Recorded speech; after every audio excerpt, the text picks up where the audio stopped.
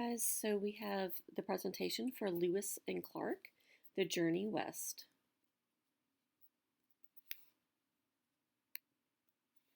So here's Meriwether Lewis. He was born on August 18th, 1774. He had 5 years of formal schooling. He was an excellent woodsman who knew how to hunt, fish, and make herbal medicines. Lewis joined the U.S. Army in 1794. He quickly became captain in 1800. Now, he was an excellent naturalist who studied medicine, botany, zoology, and celestial navigation. In 1801, Lewis became private secretary to President Thomas Jefferson. Under President Jefferson's direction, Lewis planned an expedition across the Louisiana Purchase to the Pacific Ocean. He asked William Clark to assist him on this dangerous journey.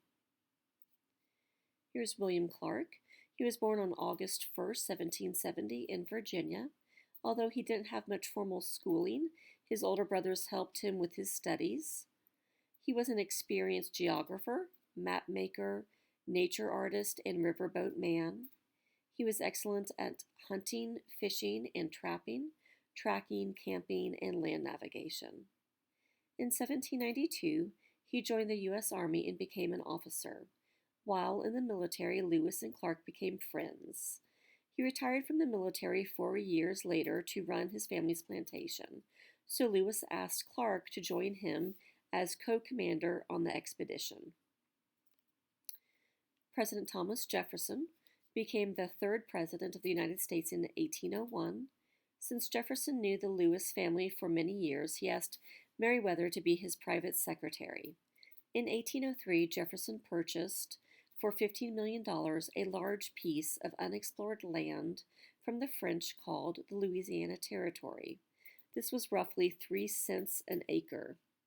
Jefferson's dream was to have one united nation that extended from ocean to ocean. He hoped America would dominate the fur trade business, and he also hoped the territory would contain a water route from the Missouri River to the Pacific. President Jefferson chose Meriwether Lewis to lead the scientific expedition across the Louisiana Territory because of his experience in various things from astronomy to navigation. Here's a map of the Louisiana Territory. In red, we have the colonies at that time period. In blue, we have territories. And in dark green, we have the area that was purchased through the Louisiana Purchase. So the goals for the expedition: President Jefferson instructed Lewis and Clark to follow the Missouri River to its source, to find a water route to the Pacific Northwest Passage, to learn about the Native Americans' customs and culture, to write and draw new discovered animals and plants, to learn about the climate, soil, and terrain of the land. So they call themselves the Corps of Discovery. While Lewis gathered supplies for the trip, Clark trained the men, 21 soldiers, 18 rivermen, an interpreter, Clark's slave, and a Newfoundland dog made up the Corps of Discovery. On May 14th, 1804, the expedition started up the Missouri River in a long keel boat and 2 small shallow pirogues with a crew of 43 men. August through November, the Corps of Discovery headed upstream along the Big Muddy, which was a nickname for the Missouri River. Because they were traveling against the current, the men had to pole, row, or drag the boats with ropes while on the riverbank. The expedition experienced friendly counsel with 3 native tribes: the Oto, the Yankton Sioux, and the Arikara.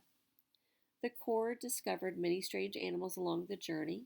They collected samples of plants and animals to send back to President Jefferson. Since winter was approaching, the expedition decided to build a fort near the home of the Mandan people. From November to April, the Corps of Discovery built and named Fort Mandan after the hospitable Mandan people. They spent 5 months in present-day North Dakota. Lewis and Clark met and hired Toussaint Charbonneau, a fur trapper and interpreter. He brought along his pregnant wife, Sacagawea. Baby Jean-Baptiste was born in February. The men packed the keel boat and a canoe with specimens, maps, and notes for President Jefferson. A dozen men headed back home to deliver these important discoveries.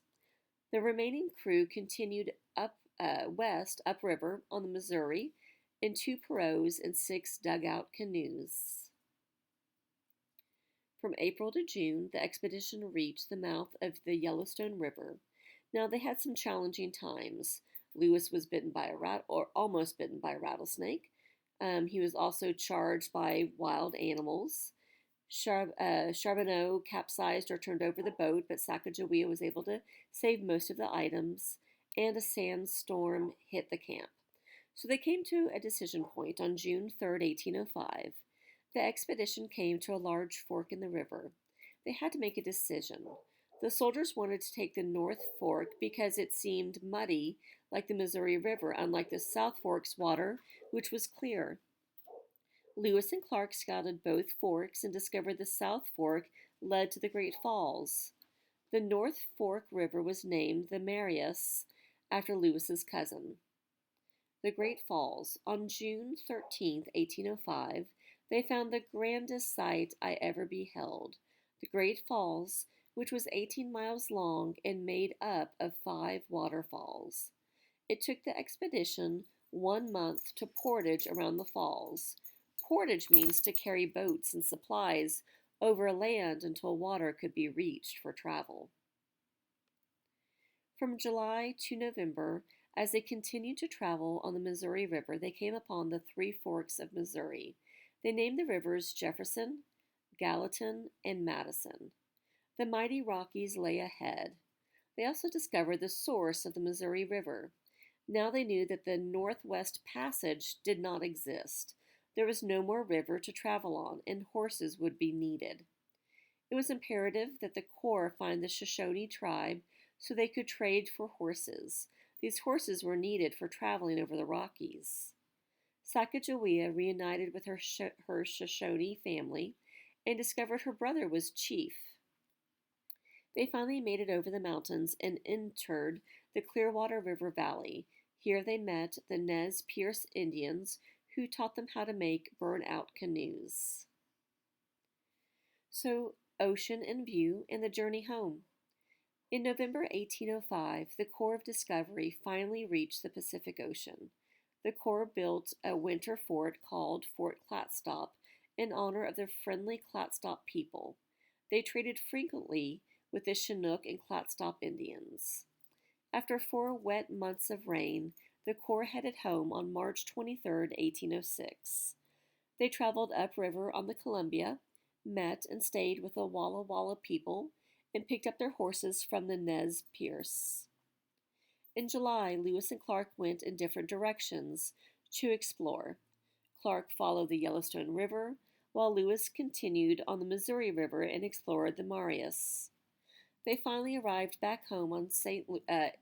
Louis on September 23, 1806.